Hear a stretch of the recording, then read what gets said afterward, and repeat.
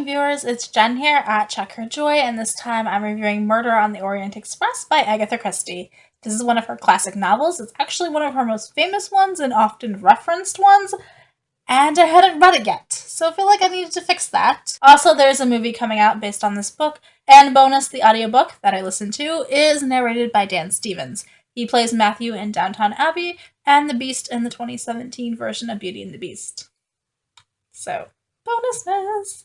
Okay, and I'm going to put this down now because it's totally messing with the white balance in my face. So first off, this is a Hercule Poirot mystery. Like, he is the detective investigating it. He's one of her main characters that everybody knows. So that's kind of cool to get into this. And each of Agatha Christie's stories stand alone, so you could read the books in any order, so you don't have to read them like in the order that they were published or chronologically. You can just jump in and that's cool.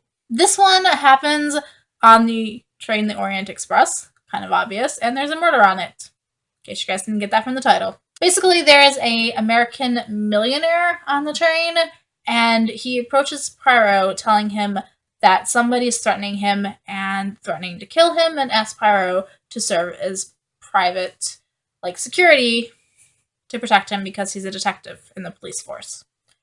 Poirot refuses to help because he's not working right now and doesn't take those kind of jobs.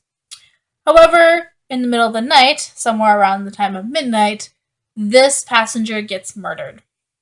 And the more we find out about this passenger, the more we find out that maybe he's not entirely truthful or a great guy.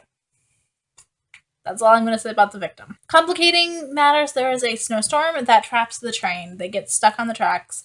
They can't leave the train. They can't get to a station. They can't get off.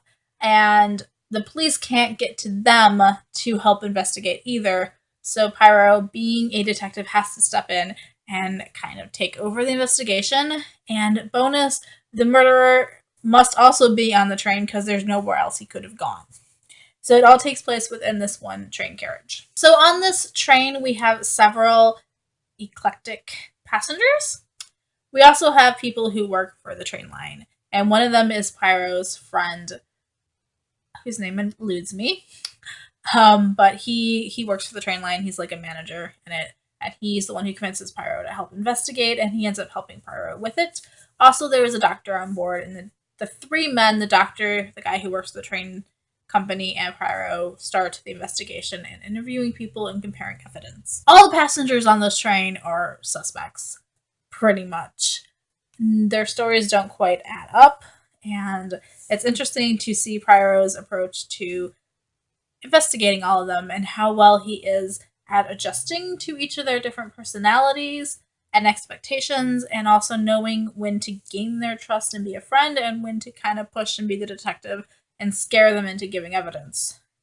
So I really love watching Poirot kind of shift in these roles as he's in different situations and interacting with different people. He's also detached to looking at the evidence. He's not getting emotionally involved, and he's considering things that maybe weren't quite obvious or seemingly possible.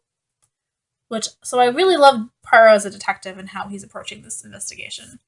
And I definitely want to read more books with him in it now. So the passengers on this book are mostly described by their nationality, their looks, or by stereotypes relating to their nationalities, positions, or looks, which made it really hard for me to keep straight each character and who was doing what. Usually I'm much more about how characters think and process and what they're actually doing than how they look and secondary characteristics like hair color or height. So that was a bit confusing. It took me a while to actually sort out who everybody on the train was and what their role was. The passengers on this train include the rich, like the victim, but also there is a count and a countess. There is a princess. We've also kind of got this middle class section on here. There's a widow. He's visiting her daughter on the train, and there's a colonel in the British Army. And then we've got the lower serving classes. So there's an English governess. There is the valet and secretary to the man who was murdered. And there's also a butler and maid to the countess and princess and stuff. Each of these characters is kind of quirky and fun and interesting once I could figure out who was who.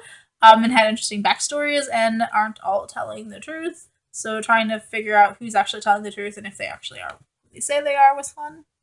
Enjoyed that part of this book. The characters were fascinating. There is a problem with a lot of stereotyping happening in this book, particularly from the guy who is Poirot's friend who works at the train company and the doctor. Like, they were jumping to conclusions based on people's nationalities or jobs that they have and assuming that they either did it or couldn't have done it, the crime, because of these things. And that kind of annoyed me. And I appreciate the fact that Poirot kept trying to steer them away from that line of thinking. The writing style in this book is amazing. I love the way that Agatha Christie writes. The way that she can include all this detail but not get too flowery with it or make it too complicated that you get lost in what's happening. And just the way that the words she used and the vocabulary and everything is interesting. I love this kind of, the 1930s is kind of this era where we're shifting from Victorian writing into like our modern writing, and I love the way that these books, like this whole time period in history plays out, but particularly love Agatha Christie's writing. So this book was published in 1934, if you guys are wondering. And I also love kind of the style of that time period and having characters with like elaborate garments and stuff. It was a lot of fun to just picture what this train looks like and what these people look like. The ending of the book I thoroughly enjoyed. It wraps everything up nicely. It has a satisfying ending. I appreciate that.